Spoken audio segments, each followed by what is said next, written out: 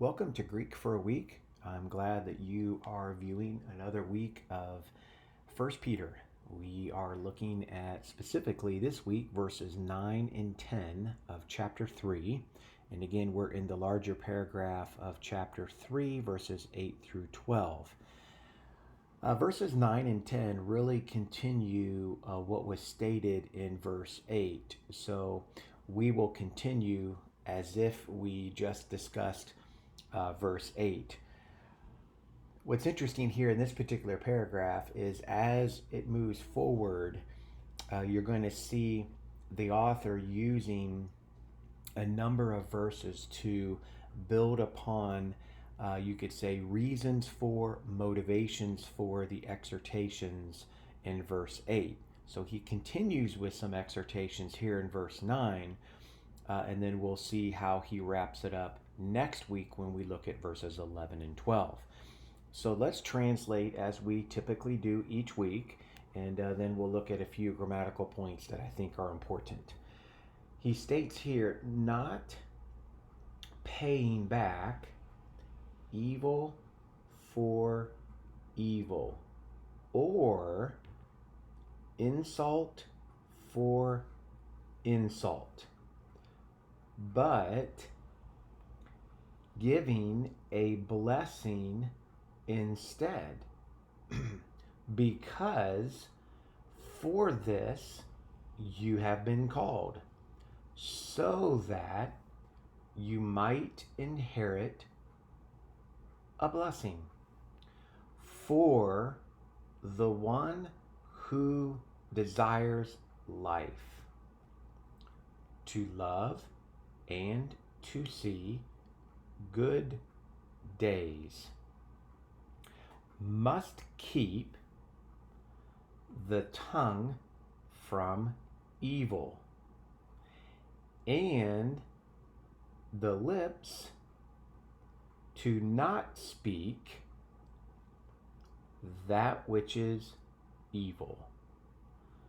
So if we pick up here a few things that, again, seems to be something that's fairly consistent with Peter, and that is the use of the participle, specifically of the use of the participle as an imperative.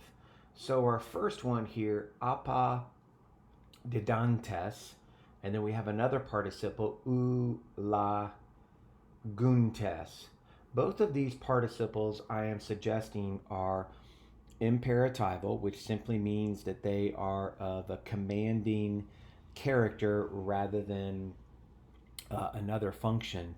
And so both of these are present active participles, nominative, masculine, plural. The first one is apadidomi. The second one is ulageo. And both of them, again, he says here, not paying back. So in other words, don't pay back, but rather instead, and here's our contrast here, but rather instead, what does he want us to do is to give a blessing. If you'll notice here, I circled the de, but let me also circle the may, the negation onto or modifying this participle. In other words, don't pay back, but give a blessing instead. Excuse me. So this relationship is a negative positive relationship that Peter uses to set up the responsibilities of the people that are the recipients of this particular letter. Then he moves on, and the hati here would be one of cause. So that is the motivational ground for giving a blessing, and that is you've been called to this. And the ace tuta is purpose, because you have a purpose, and that purpose or that goal is specifically, well, you've been called. You've been called to give a blessing rather than pay back evil for evil and insult for insult. And then, of course, your hine here is your purpose clause moving forward so that ultimately a blessing comes your way. Gar in verse 10 is the motivational grounds or cause for the exhortations in both verse 8 and verse 9. It also begins, if you will, the citation in the Old Testament of Psalm 34. The ha, thelone, that is a substantival participle.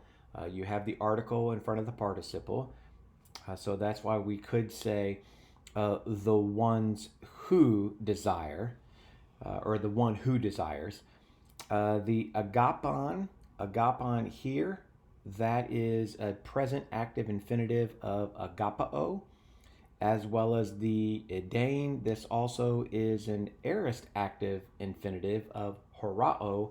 Both of those would be complementary infinitives because they complete the thought of the participle here, thelone, because he says the one who desires, and then you could say desires what? How do I complete that thought? And you do that with those two infinitives. Hope this has been helpful. That was verse 9 and verse 10. Next week, we will look at verses 11 and 12 to wrap up this particular paragraph. Have a great week.